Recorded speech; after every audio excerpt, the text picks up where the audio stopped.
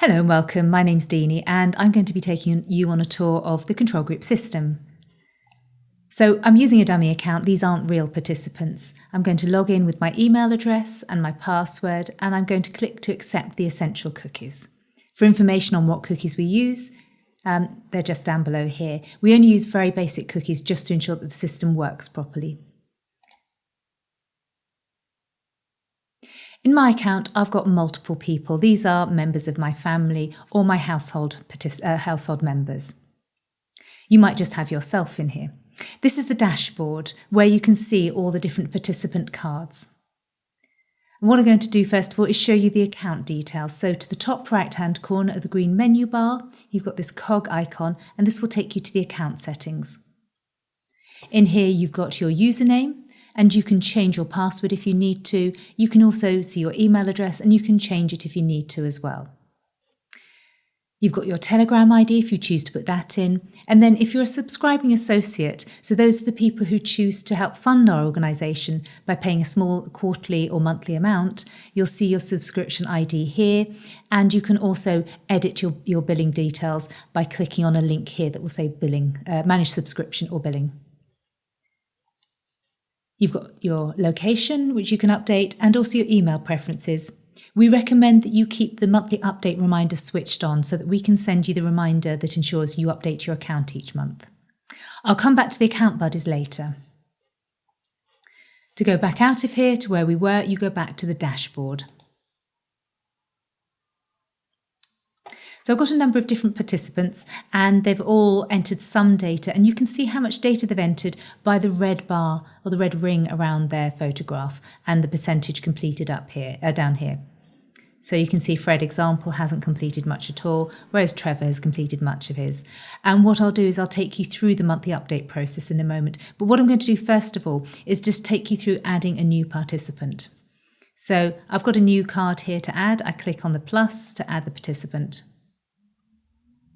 I'm going to enter the participant's name.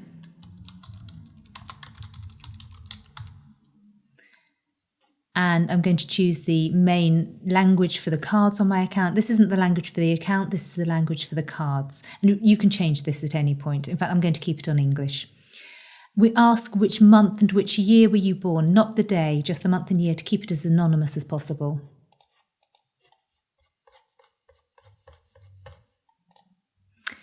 And the biological sex, this person I'm going to add is a male. Actually, maybe I should change the name.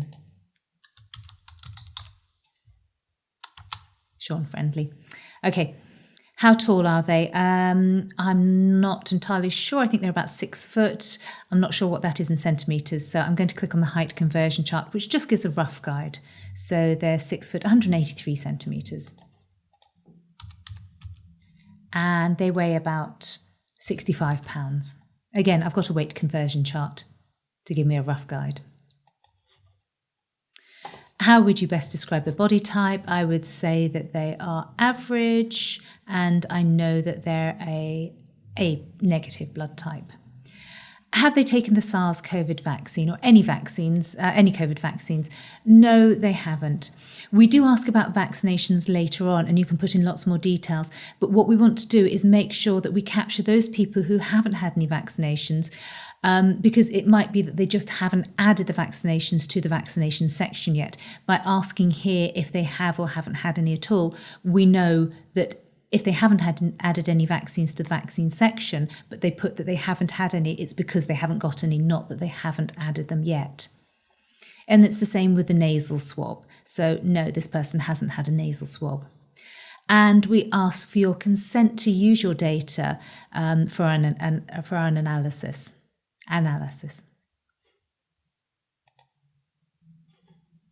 register. Okay, and this new person will pop up down here. Okay, at the moment they haven't got a photograph, so to add their photograph in, I simply click where it says upload photo. And I choose my photograph file. Okay, and really what I want to do is show the face, so I move this box around, this net, and I can use the little squares on the corner to make the box smaller.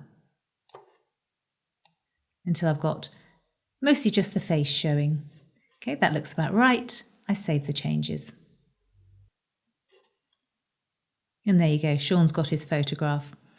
Okay, now underneath each person's card, you'll see that you've got 3 options. Complete your record, or if you've already got data, review my data, and then either create or manage study card and create or manage health cards. I'll come onto the cards a little bit later on. What I want to do is just have a look at the records first of all. So if I click on complete your record, okay, this is the record section. At the top here, we've got a list of all the different categories of information that we ask. Now, you only need to enter information into these where there's something relevant. So it may be that you've not had any scans or investigations, you haven't had any blood tests or surgeries or procedures, so you really don't need to enter anything in there at all. The most important sections, the ones that really add the most important data for our research, are health conditions, vaccinations, allergies, COVID tests, medications and supplements. And you can see that those are bold. We've also got diet and employment. Those are quite important as well, and I'll explain why later. So these are the main sections. You can click on any of them to jump down to the summary of those. So if I scroll, I can either click or I can scroll down. And you can see you've got your health conditions, your allergies, and any health conditions will be summarised here. The same with the allergies, medications, supplements, etc. All the way down. You can see here personal details. I already entered some of that information, so that's listed here. I can edit it at any point. I've got information about diet. In fact, I'm going to enter my diet information now while I'm here. So I can either click on the edit button, or because I haven't added anything yet, I can click add details. And we just want to get a picture of our participants so that when our researchers look at the information, they can categorise people if necessary. So does this person, Sean, eat red meat? Yes, he does. Yes, he eats white meat. No, he doesn't eat fish. Yes, he eats dairy. He eats fruit and he eats vegetables, and he drinks a fair amount of water, so 1 to 2 litres. I'm going to save that information. Okay, and now you can see I've entered that information. Okay, and you've got all the rest of your information here. So if you were already a participant in the previous system, version 1, you would have been doing your monthly update reports, and those are what we're calling now our legacy reports. Those have been logged, but they are still in your account, and you'll see them around here. They'll be all listed. If you're a new account, then you won't have any of those. So I'm just going to go back up to the top again. Okay, now every screen that you go to, you'll see this blue bar at the top here.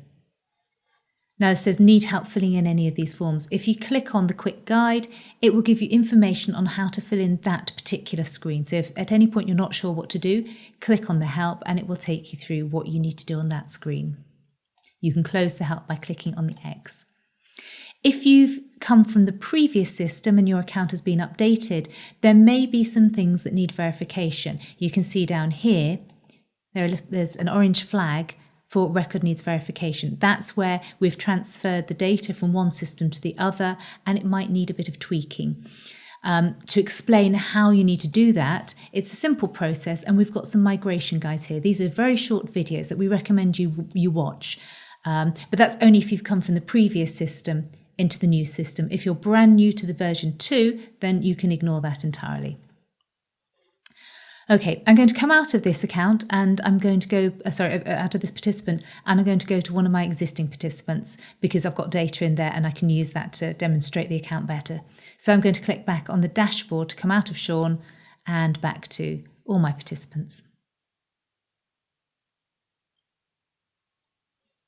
Okay, so first of all, I'm going to quickly talk about the 2 different cards that we've got. So we've got the study cards, which are the cards that we've had from when we first began. And these are simply the membership cards that say that you're a participant in the vaccine control group, or the control group, as it's now called.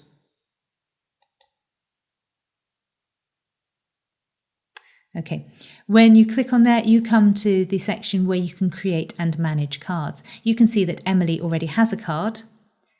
And if I want to see what the card says when you scan the QR code, I can click on View QR Page. If you haven't already created a card, you can create a new card by clicking in here and writing your name. Let's say Emily R, example. So she wanted to add her middle name or her middle initial, or maybe she wants a card in a different language. You can have as many cards as you want in multiple languages. So let's say she wants a French card. And then I create the card. Okay, and there's her new card, which is in French. And these are the digital cards. If you create a card in error and you want to get rid of it, you simply click on the Remove button and confirm that you do want to remove it. At the moment, you've just got a digital card. If you want to get a plastic printed copy of the card, then you need to become an associate, which I'll talk about in a bit. I'm going to come back out of here by clicking on the X, or I can click back on Dashboard. Both will take me to the dashboard. And if I click on Manage Health Cards, it's exactly the same. In fact, I'm going to go down to Sean and create a health card for him because he hasn't got any at all. And I'll explain how the health cards work in a bit. You don't have to get one of these. This is an optional extra that anyone can have. It's a card that works as an in case of emergency card. So if you are in a situation where you are unable to communicate, the QR code can be loaded with information about your health that any health professional can scan to find out important information about you. You choose what information can be scanned, and I'll talk about how that goes on there in a bit. So I want to create a card for Sean. And he's going to have an English card. And again, he can have as many cards as he wants in different languages. That's absolutely fine. And there's his card. I'll come back to the QR code because that's quite important, but I need to put some information in there first. So I'll show you how that works in a bit. Okay, I'm going to go back to the dashboard. Okay, I'm going to go to Emily example and have a look at her information. So Emily's already got quite a bit of information in her account. If I scroll down, you can see health conditions. She's got quite a few: allergies, medications, vaccinations, etc. So she's already filled in all her information. So what we're going to do is have a look at some of that information. Okay, so I'm going to start with health conditions. I'm going to add a new health condition. Now, whenever I add a health condition, I've got the first drop-down box, which is where I can select that particular health condition. Now, because we've got about 1,500 different health conditions in here, it is searchable because you wouldn't want to have to scroll. So let's say, for example, I've got pancreatitis. I can select it. Each of the conditions has a code after it as well. Those are just our internal codes, so don't worry about those. When do the conditions start? Now, if you can't remember when it started exactly, just put in roughly. We need to know just if you've already got it. If it's a new condition, it's quite important to be as accurate as you can about it because we really want to know what new conditions are people getting. Those people who've been vaccinated with a COVID vaccine and those people who haven't been vaccinated with a COVID vaccine, because we need to be able to compare the new incidences of various different conditions that seem to be cropping up in the media at the moment. So let's say this started in about February, about 2020. What's the current severity of this system? At the moment, it's moderate. And when was this condition resolved? Well, actually, this person's still got the condition, so I leave that blank because they've still got it. Now, this section is really quite important because this is where you can say whether you believe the condition that you've got was caused by something. That could be a medication, a surgery, or a vaccination, or you don't believe it was caused by anything at all, or you don't know. So we put this in because this is particularly important for those people who've had vaccinations and believe that they've been injured by those vaccinations. So this is their opportunity to be able to say that that's what they believe. If I say it was caused by a vaccination, any vaccinations that I've already listed in the system will be available for selection here. Now, let's say, for example, that it's a vaccination that I haven't mentioned yet. What I would need to do is simply choose no or unknown temporarily, save this record, go and add the vaccination, come back and edit this record, and then I can choose that particular vaccination. So I'm going to choose no for this one. And was I admitted to hospital for this condition? Yes. I can put in my symptoms and my notes. These bits are more for your personal information if you choose to have that in there. And then at the bottom of all of these boxes, you'll have the option to show on your health card. Now, this is where you can choose to show this condition on the QR code page that any health professional can scan in an emergency. So I feel it's important for them to know that this person's got pancreatitis. If you don't think they need to know that, then you simply leave it off and it won't show. So it's your choice what goes on the health card QR code page. Now, I'm just going to go back up to the health conditions because if I was to choose any kind of cancer, what you'll find is some more options pop up.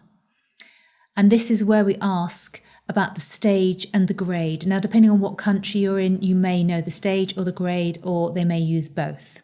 So you only need to enter what information you know. Now, the reason that we ask this is because with cancers at the moment, the media are reporting things like turbo cancer, where people are being diagnosed at a very late stage or grade. Now, we need to know if this kind of thing is happening to both those people who've taken the COVID vaccine and those people who haven't. So it's really important that you put the stage that you were diagnosed at and the stage that you are at now, or the same with the grade. Now, let's say, for example, I don't know what stage I'm at or this person's at, but I do know that they were diagnosed at grade 2. And their current stage, they don't know, but they do know they're currently at grade 3. And then I save that record.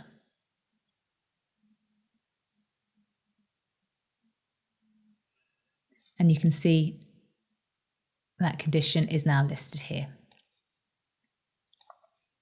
If I need to edit any of these conditions, I can simply click on the blue edit button and make any changes. Let's say I got this, I now know the stage, so I put the stage in and save.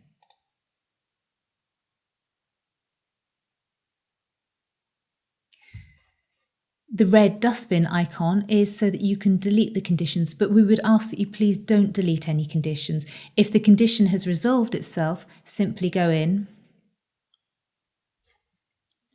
and enter the date that the condition was resolved.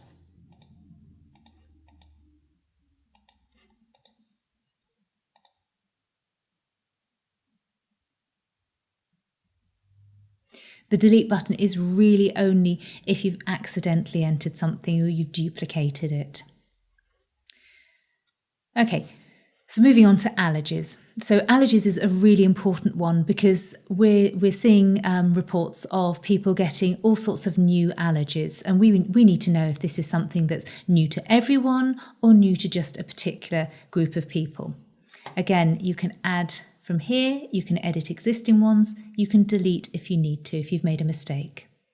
So I'm going to add a new allergy. And remember, you've got this blue bar at the top here, which is your quick guide. If you're not sure how to complete this form, this will tell you all about it. Okay.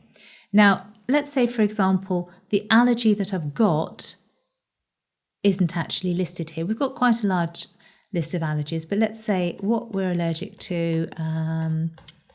Let's say, for example, I'm allergic to orange juice. I can add this in here and enter. Now, this doesn't add orange juice to the main list of allergies that we've got, but it does add it to your record only. Now, what you can do is contact us and ask us to add it, because it might be an allergy that we're not familiar with that a lot of people are getting. But it's added into yours for the moment. So when did it first start? When was it resolved? Well, it's still ongoing, and how severe it is. It's moderate. Do I want to show this on my health card? It's probably quite important that all allergies are shown in your health card. And save.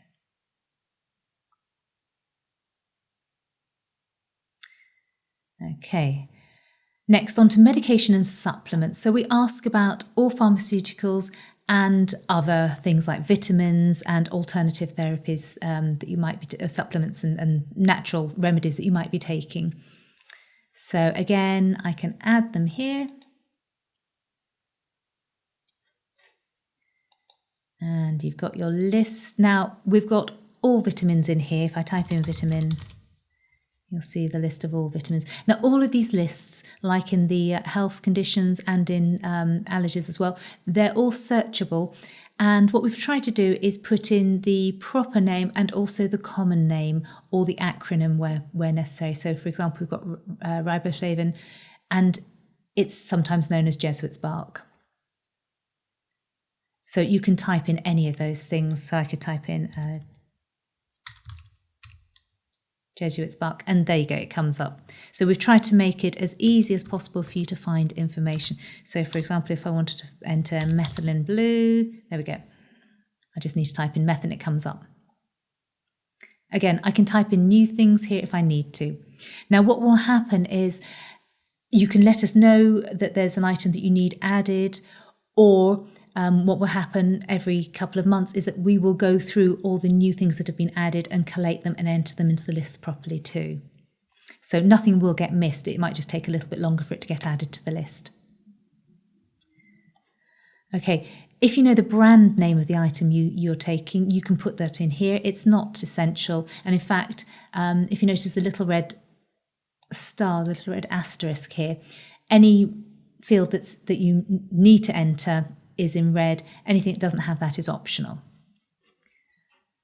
I'm just going to go back here for a moment just to point out medications. So we don't have every single brand of medication because that would just be too much, because we're dealing with the whole world. So what we're doing is top levels. So if you're taking, for example, Tylenol or paracetamol, you can type in painkiller and you'll get a list of painkillers and analgesics.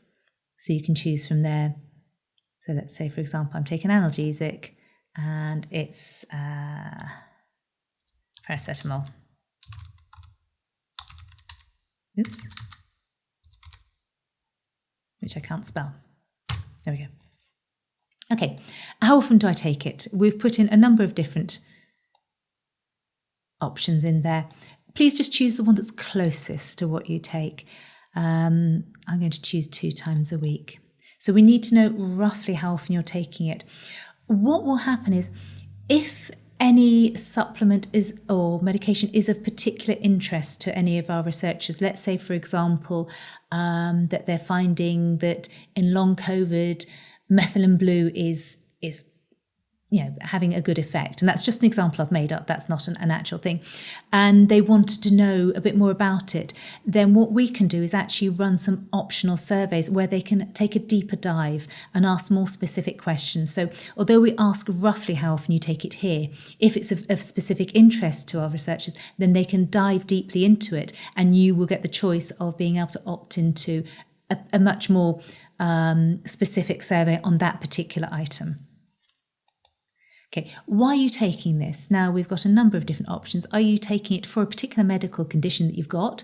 Are you taking it prophylactically? In other words, you're taking it to prevent something. So a lot of people in the pandemic era were taking ivermectin prophylactically to stop them from getting COVID. Are you taking it just because you use it for health maintenance, like vitamins, for example, or you don't want to tell us? If you're taking it prophylactically, that's fine. If you're taking it as a treatment for a medical condition, what will happen is this box becomes available and you can choose any medical conditions that you have already entered into the database. Now, if the medical condition that you're taking it for isn't yet listed, simply choose something else, go back and add that condition, and then you can come back and change it. So you can save all the information in here and come back and edit that to say that you're taking it for a medical condition. So I'm going to choose that I'm taking it for fibromyalgia. Okay, when did I start taking it? If it's in the past, just as close as you can get, just roughly. If it's from now onwards, then you can enter a specific date. When did you stop taking the medication? Well, let's say I'm still taking it. And then any notes or comments that I want to keep in there for my own record. Because don't forget, all of this information is not just for the research, but it's also for you. It's your own information that you can look back at over time and see what's happening with your own health. And do I want to show this on my health card? Actually, no, I don't. Okay, I'm going to save. Okay, and actually, as you can see, this bar around here has increased, I think, slightly from where it was because I'm entering more data. Right, okay.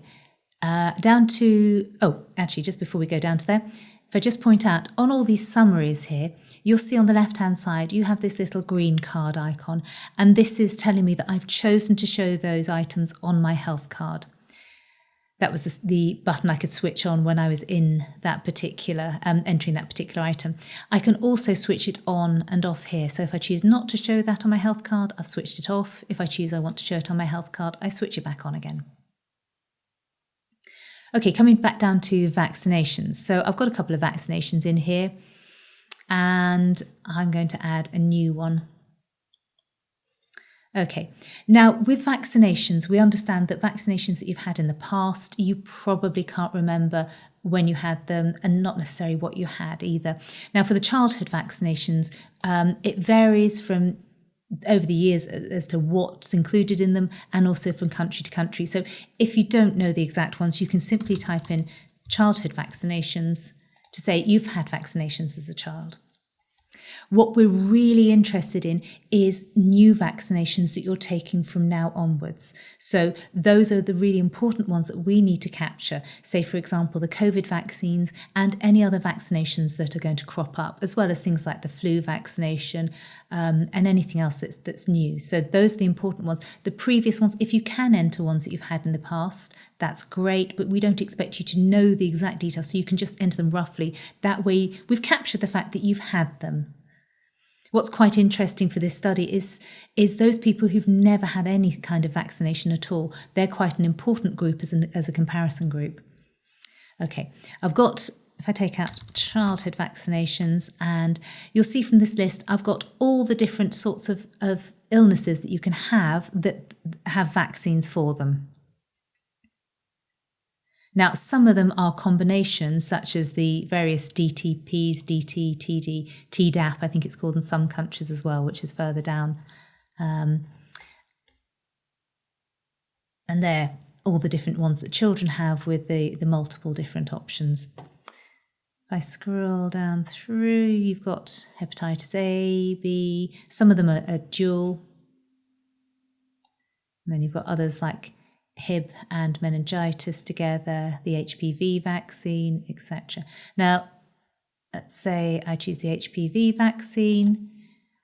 Okay, in the box below, I can select, if I know, which particular one I had. Now, let's say I don't know, I can't remember, I'll just leave it as blank. But if I do know, then I can choose the particular one. This is particularly important for the COVID vaccine. So if you've had a COVID vaccine, I go back into here to the COVID, I'm going to type COVID so I just see those ones. Now, we've got, rather than just having COVID once, we've listed the most common of the vaccines that are used for COVID. So I can choose any one of those, or, oops, bear with me a second. I just go down to COVID. I've also got COVID, an unspecific one as well. So I've got the Gamaleya, Janssen and Johnson, Moderna, Oxford, AstraZeneca. If I don't know which one I had, I can just choose COVID. And then I've got, oops, sorry, I didn't click on that, did I? Okay. And then in this list here, I've got all the various different ones. If I know, I can choose it. If I don't know, I can simply leave it blank, or I can choose a specific one, say the Moderna one, and then I'll just get the different variations of the Moderna COVID vaccine, which I can choose from. If you happen to know the batch number, enter that, that's great. If you don't, that's fine. And the date of the vaccination. So if it's a vaccination you've had recently, particularly if it's the COVID vaccine, we really need to know exactly when you had it.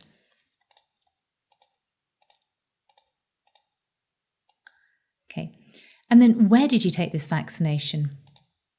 Oops. So at a doctor's surgery, a health facility, hospital, care facility, pharmacy, drive-through centre, etc. Because obviously with the recent era, we've had some unusual places that vaccinations have been given. So like events. Okay, how was the vaccine delivered?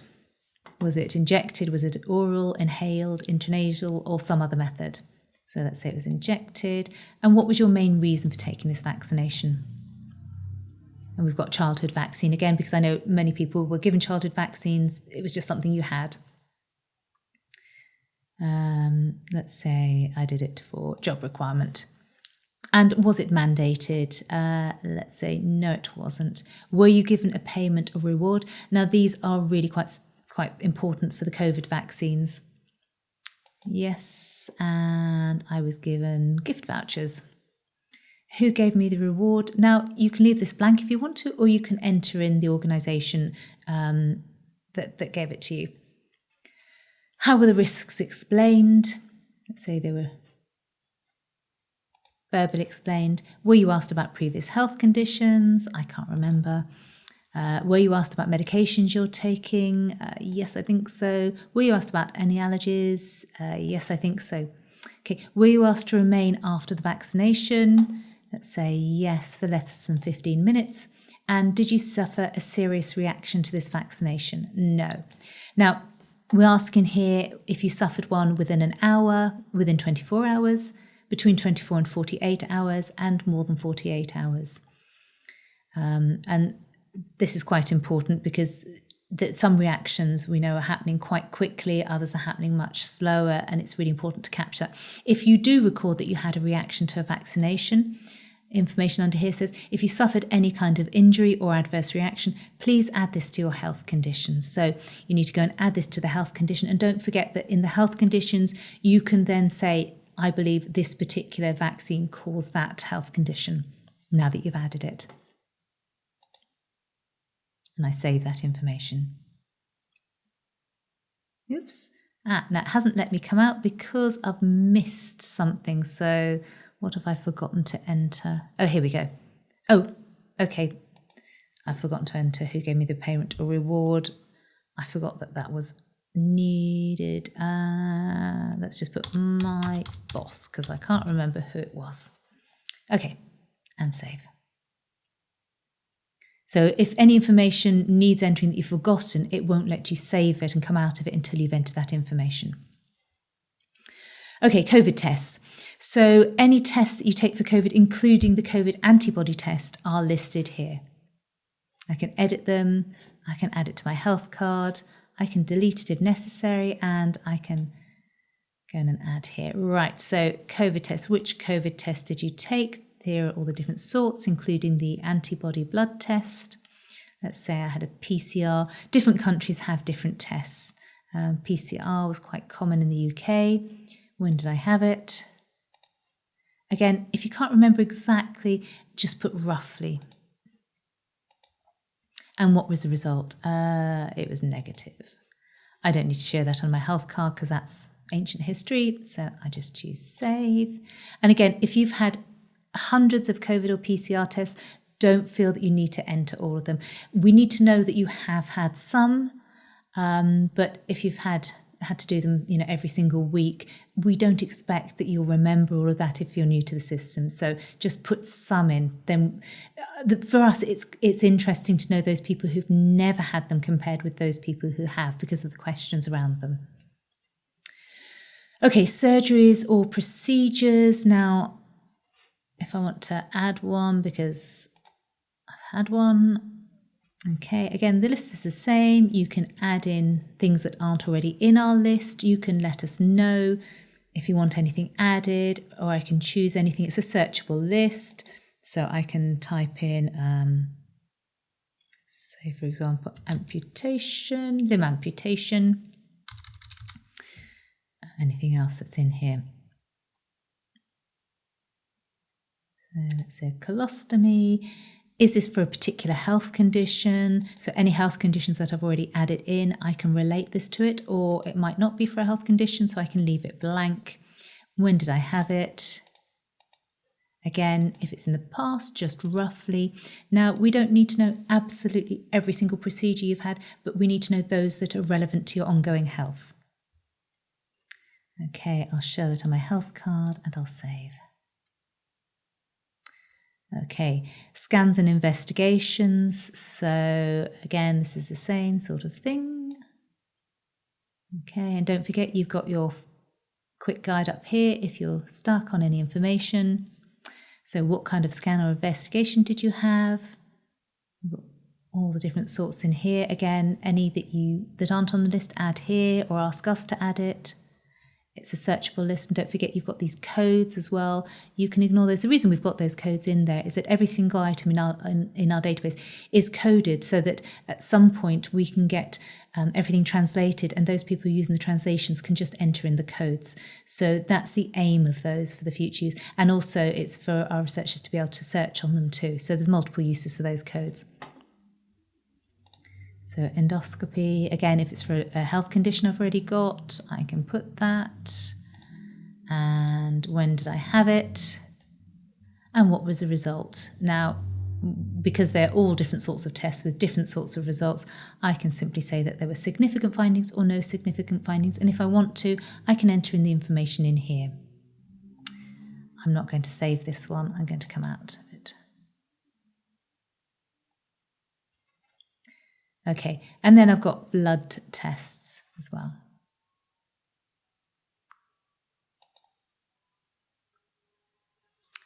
Okay, and in blood tests, as I mentioned before, the COVID antibody test, although it is a blood test, that's kept together with the COVID information, so you'd need to go to the COVID section for that. But this lists all other blood tests. And again, one of the reasons we ask about blood tests is because there are all sorts of questions cropping up about the blood at the moment and what's occurring in it. We don't know what's going to crop up in the future, so we feel it's really important for tests to do with your blood are recorded and what's going on with it kept in here, so that if necessary, our researchers can take a deeper dive and ask further information. So it's really important if you've had blood tests to enter in the blood tests that you've had. So let's say I've had a D dimer, and this is particularly relevant to the COVID situation, and it wasn't for a logged health condition, it's just because I felt I needed it, my doctor felt I needed it. I had it last month, and it was high. You can enter the actual values in here if you want to, that's for your information, and the same with notes. Okay, and I might add that to my health card, because if I have an accident, it would be quite important for them to know that I'm at high risk of clotting. Okay, and I'm going to save that. Okay, now I've already entered in information about my personal details. Here, I can edit them if I want to. So say, for example, I changed weight, my body type changes, nothing else is likely to change. My diet might change as well, so again, I can edit that. We ask about your employment details as well, and this is really for demographics, so that we can look at different sort of employment groups and different education groups as well. So employment details in here. So what's your employment status? Are you any one of the following? Now, there's a few different categories that we've asked for particular reasons. An example of that, say, is the professional spokesperson. We really want to know those people who are professional sports people, because we've seen on the news a number of professional sports people have been dropping down, either dying or having severe incidents. And it's really useful to compare professional sports people between the vaccinated, the COVID vaccinated and the COVID unvaccinated. So we ask that, and the same with several other professions in there. And what's your job title? You can enter that in, be as specific or unspecific as you want. It may be that we find, for example, that our researchers really want to look at those people who are in a particular industry, the teaching profession, government workers, care workers. Those have all been affected quite deeply by the mandates, so they're of particular interest to the researchers. Okay, and to what level were you formally educated? Now, the reason we ask that is, well, it's for interest, but also there have been some research that's come out to say that people who've got a lower level of education, say a high school education, and those people who've got a doctorate are less likely to have taken the COVID vaccine than those people in the higher education and degree level brackets. I don't know why, it's just a fact. And it's useful to have that demographic so that things like that can be looked at. I'm just going to cancel that because I didn't want to make any changes. Okay, discrimination. So have you been discriminated against because of your choices? And this may be because you chose not to take the COVID vaccine. It may be because you did have to take it. So it's up to you what kind of discrimination you add in there. But this was particularly put in our first version for those people who hadn't taken the COVID vaccine, who were horrendously discriminated against in certain countries. So how were you discriminated against? And which organisation was responsible? So you can type in the name in there and where, the town and the country, just roughly. And any notes and comments and the date, or the rough date and year.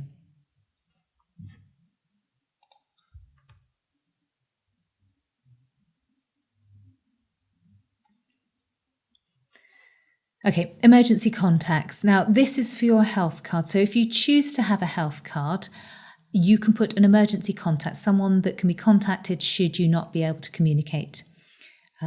So you can leave this blank if you don't want a health card, but if you do, it's important that you fill it in. This person's got one already, and you can have as many emergency contacts as you want. So I'm going to add another. So...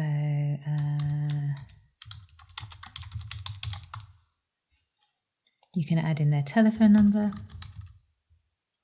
And what type of contact are they? So are they a partner, family member, friend, doctor? Are they a health advocate? So that's someone who, in an emergency, and if you're unable to communicate, they can say what can or cannot be done to you. Does this person have lasting power of attorney for health? So are they legally in charge of what happens to you?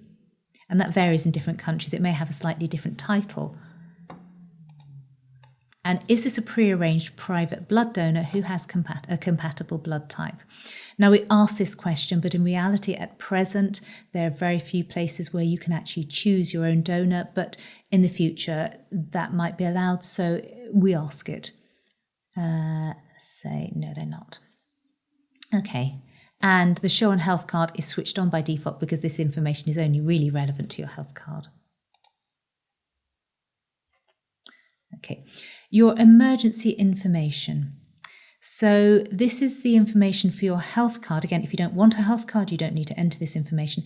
But this is if you do not consent to any particular things. You can't choose what you do want. You can only choose what you do not consent to. So if I go in and edit this because this person's already entered their information. Now, the information in here, so I don't consent to being an organ donor, I don't consent to receiving an organ transplant, I do not consent to receiving blood products, etc. You can set all of these to say what your preferences are. Now, this is not legally binding in any way.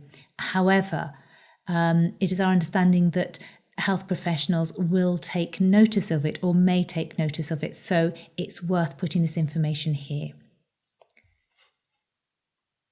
You've got all sorts of different options. You can switch them on or off at any point. And under here, you choose when these things apply. So you choose either these apply, my choices apply in all situations, even if my life is at risk or may be shortened as a result, or they apply unless my life is at risk or may be shortened as a result. And then you've got a blank box at the bottom, which you can enter anything you want, including extra things that you don't want. What I recommend is that you print a copy of this form and sign it, perhaps with a witness as well, and put in here that somebody, your trusted health advocate, has a printed and signed copy of these advanced health decisions. Because, as I said before, this information is not legally binding, and depending on what country you're in, it may or may not be listened to. But if you have a printed and signed and witnessed copy of it, that may have more strength. Okay, it's not guaranteed in any way, and I can't tell you what other countries' rules are, but this is just strengthening what you've said and showing that you were of sound mind when you did it. So that's really important to put something like that in there. Again, it's set by default to show on your health card. I can switch it off if I want to, but it's really only relevant to your health card. And I'm going to save that. Now, in fact, just coming back to that, I'll come to the last two bits in a moment. So the emergency information and the emergency contacts, I'm just going to go to the health card and show you where all this information that we've been adding appears. So up here, I've got the two cards. I can either go to my dashboard to go to the cards, or I can go to them here. So I've got my study card and my health card. Now here's my health card, and all the things that I've chosen to show on it. When I scan this QR code, or when somebody else scans it with their phone, this page that I'm clicking on now is what they'll see. So it shows the participant, and it shows a summary of the information that they have got. So emergency contacts, they've got 2. They've shown 1 procedure, 5 health conditions, 4 allergies, and 1 blood test. And then if you scroll down, you'll see these are my emergency contacts with their telephone numbers. These are the health conditions that I've logged, or they've logged. And this is the list of things that they don't consent to, including the information that the husband has a printed and signed copy of these advanced decisions and that he's her emergency contact.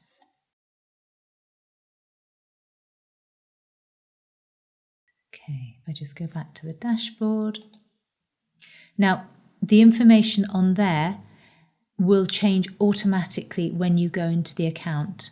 So the QR code will always be up to date. So if you've already got a printed card and you change some of that information, let's say, for example, you have decided that actually you do want to receive blood products, if you change it on here and save it, that will update the QR code. So the QR code on the card will always be up to date. You don't need to get a new card if you change any of the information on here. Okay, the last 2 sections in here are the menstruation and pregnancy, and these only appear if you've registered as female. So menstruation, we've heard a lot about changes in menstruation, unusual things happening to women's monthly periods, including those people who've gone through the menopause, having their cycles coming back again. So in here, we've got the option to add, and that you can add an instance of this every single month if you want to, or just when it occurs. So these are the different changes that we've been hearing about. If something different is happening to you that we've not heard about, you can enter it in here, or you can contact us and ask us to add it. So things like significant cycle changes, heavier than usual, etc. We've also got the option of menstruation returned after menopause. And you can say what you think is causing those changes. And you can enter the date, and that's, it's the month that it's occurring in and the year. And then the last bit is pregnancy. And again, pregnancy is something that we're hearing a lot about in terms of pregnancy outcomes, loss of pregnancy, loss of the infants. So we do ask a lot about pregnancy, and it's all captured in here.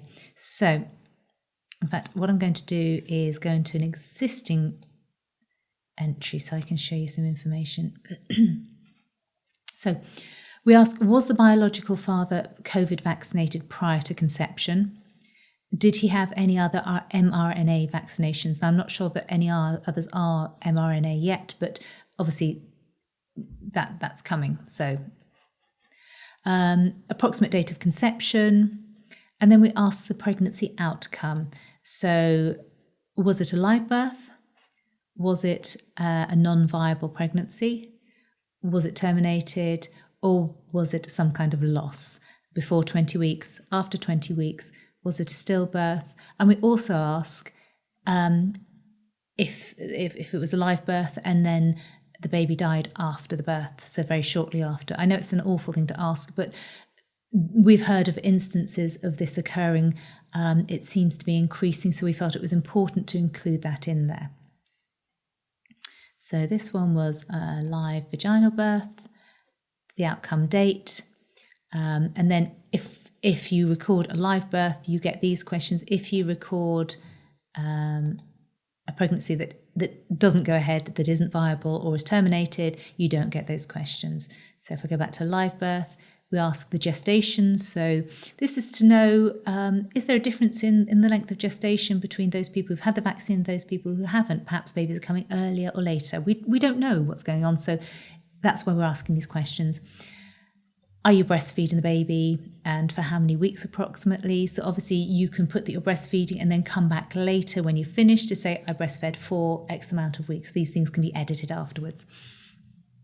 And what was the birth weight of the baby in kilograms? We also asked, did your baby suffer from any of these following malformations? We're not asking deep details, just rough information, not the specifics at the moment. It may be that our researchers want to do a deeper dive if we have lots of records of particular malformations, but we just ask the basics at the moment. And any notes.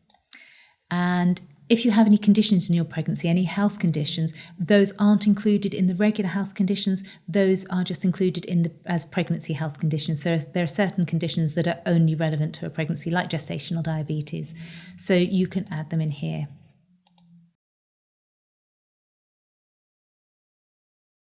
So there's all these different ones and roughly when they occurred. Okay, and if I just save this and come out. Okay, so you've got the pregnancy here, and then you can come back and add more conditions as they occur. If you're unlucky enough to have multiple different health conditions while you're pregnant, you can add as many as you want in here.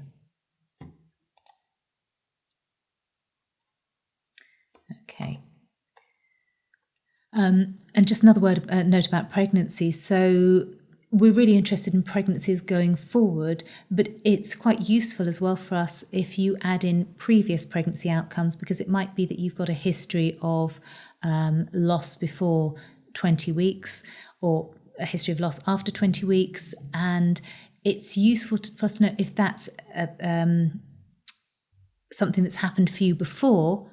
If you're recording, perhaps you've had the COVID vaccine and that's happened again since that, it's useful for the researchers to know that that's something that's occurred before for you. Whereas if you've had live births and had the COVID vaccine and now each time you're getting pregnant, it results in a loss, those 2 points are really useful for them to know. So although these are awful things to have to add in, it is really important information that we need to capture. Okay, so that's all the different bits of health information that we ask for at the moment. It seems like quite a lot, but actually once you've entered it in for the first time, you really only need to go in each month and update that information if it changes. If it doesn't change, you don't really need to do much about it at all. And in fact, I'm just going to take you through the monthly update process. So I'm just going to go back to the dashboard for the moment. So each month, you'll receive the email reminding you to update with the newsletter from us. Now, some people don't receive that because the emails are blocked on the system, but each month, what we want you to do is to come in and review your data. And in fact, because I'm doing this at the beginning of a new month, you can see here that Emily and Ed, in fact, all of them except for Fred and Sean, who have just been entered, have just been newly entered, they're saying review my data. So reminding you to review your data. Fred hasn't finished her record yet, and Sean has only just finished his. So his won't show needing to be updated until next month. So Emily needs to be updated. So I'm going to go in and review my data. Now, my score is down at 70%, and you'll see that health conditions, vaccinations, and medication and supplements are flashing with a red update and confirm. So what I can do is click on update and confirm for health conditions, and you can see here I've got an orange box that says confirm correct. So I'm just going to have a quick look through. Yep, nothing's changed. I've still got all of those. Don't need to do anything at all. Okay, that's all good. I'm going to click confirm correct. And there you go. That's the update for health conditions. Vaccinations, I'll do the same. Okay, yep, I've not had any new vaccinations, so I'll confirm that that's correct. Okay, and medications and supplements.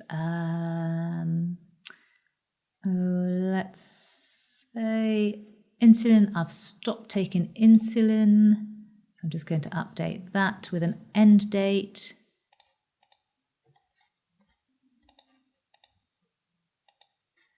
And save. Okay, yeah, everything else is good in there, so I'm going to confirm that that's correct. Now I just have a quick browse through all the other things. There's nothing else I need to change. It's always worthwhile looking at your emergency information and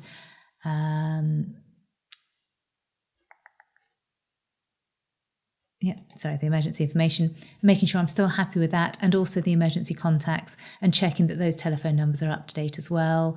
That's fine. Okay, I'll go back up to the top. So I've updated the essential bits. I'm back at 100%. So each month, unless you've got anything new to add or to edit, that's all you need to do for your monthly update process, which for those of you who were in the previous system is a lot quicker and a lot shorter. Next month, I'll go back down to about 70% and I'll just need to repeat that. Now, what I can also do is at any point during the month, go into any of these sections and add or edit information. So you don't just have to do it at the end of the month. We simply remind you at the end of the month. Okay, so coming back out of here, I'm just going to go back to the dashboard. Okay. Now, we've also got the resources section here. And in resources, you've got a few things that are quite useful. You've got the participation letters, participation certificates, and our Zoom chats and Telegram groups. Now, the participation letters are simply a letter that says that you're a member of the Control Group Cooperative and that you are participating in the study, and it asks anyone you give the letter to not discriminate against you for your participation. These were used quite a lot during lockdowns, and people had quite a lot of success with them. They may be useful again, you may want those. It depends on your situation and where you're living. There's a note here, you need to have created your digital vaccine study card first because this appears on the letter. So if you haven't got one of those, you won't be able to create the card. So I've shown you how to create the cards. Once you've done that, you can create these letters for any of the members of your record. So I can create one for Ed. And when I create the letter, I need to enter in all the address information and choose the language. We've got a few different languages for the letters. And then choose to create the letter. I'm just going to cancel it and show you an example of the letter here. Okay, and this is what the letter looks like. So I've entered the information, the address. This is the card, and it asks that you not discriminate against them. And you'll see any letters that you've created listed here. The participation certificate is a similar thing, but it's a certificate version of the participation letter. So you can choose your participant and you can choose the language. We've actually only got English for these ones at the moment, and create the certificate, and then you can view them at any point. This is a list of our caring and sharing Zooms. These are our weekly Zooms where you can just come and chat and share and join with other like-minded people. Our Q&A training Zooms, which is the live version of this training session, which you're welcome to join, and you can come and ask any questions you like, and then the various different Telegram groups that we've got. I'll go back to the dashboard again. So the training menu item up here will take you to the training sessions, which are live versions of this session and other training materials that we've got. And we've also got an extensive support library, which gives you information about every aspect of this system. But that can also be accessed through the blue bar at the top of any of the screens. That's the same information in there. If you want to become an associate, so the majority of participants in the control group are free members, but if you decide that you'd like to help fund us to help us remain independent, because our only funding comes from our participants, you can become an associate. And the information is listed down here, how to become an associate. So it's a monthly or quarterly subscription. You can simply choose box, and you choose the amount from the minimum of £6 a month or £10 a month or £15 a month. You need to ensure that you have read the subscription refund policy down here and click to confirm. The subscriptions can be cancelled at any point. So they're ongoing, they keep going, but you can cancel them at any point, and you can cancel them, as I showed you before, from your account settings, where it will say a subscription and you will be able to manage your subscription. It will have a button there to manage it if you're an associate.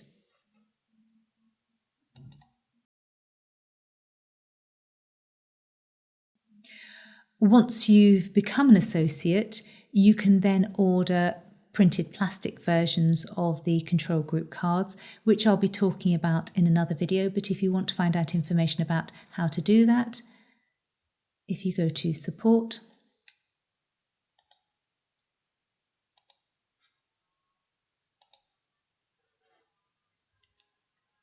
and then become an associate, you've got information about becoming an associate there.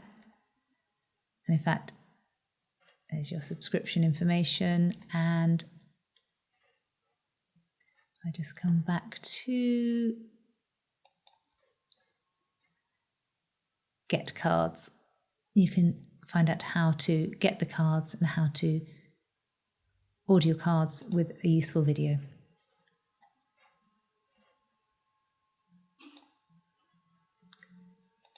And if I just come back to your account once more, final bit of information, back into the account settings. I mentioned about the account buddies, that I'll tell you what those are. So it's really important to us that our participants keep their accounts up to date. The data is really only useful to us if it's consistent. So you need to enter in information every month, or every month state that you've got nothing new to add. That way we know that that you are entering everything that's happening and that your account is up to date. Now, if somebody doesn't enter information into their account, it's because, for example, they've forgotten or they've lost access or perhaps they've died. We need to either give them a nudge or find out what's happened to them. And this is where the buddy system comes in. So what we ask you to do, if you want to, is to nominate somebody who knows that you're part of this study, who doesn't mind being contacted by us if you forget to update your information. So you can add a buddy,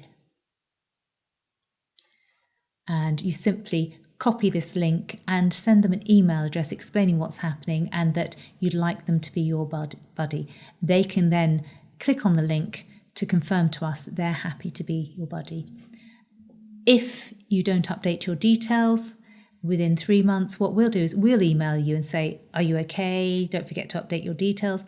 If we still don't hear back from you, what we'll do is we'll contact your buddy and ask them if you're okay. It's our way of making sure that our participants are all right, and to capture if any of our participants have died and it hasn't been recorded.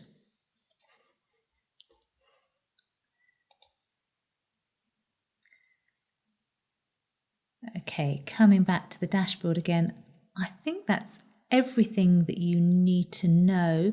Now, we run training sessions like these every single week. So if you need more information, you'd like to find out a little bit more or ask us any questions, you're very welcome to come on one of those. And I'll click on that now. So these training sessions, we update this every time there's a training session, so you always find the most recent ones. And we're building up a library of different training guides and videos in here as well. You can email us at support, or you can join any of our Telegram groups as well to ask us information. We always appreciate feedback on any of the system as well. We like to know what's working, what you like, what you don't like. It's really important for us because we need this to be something that people are happy to use for a long time, because this data is really, really important. And we've also got news. Our newsletters are up here as well. So you should receive a newsletter every month, but we know that some email systems are blocking our emails. So if you don't receive your monthly email newsletter and update, you can come here and see the latest one. And I think that's just about everything covered. I'll be creating more videos with more information and more help guides. But thank you for watching this, and we really appreciate your participation in the study. Thank you.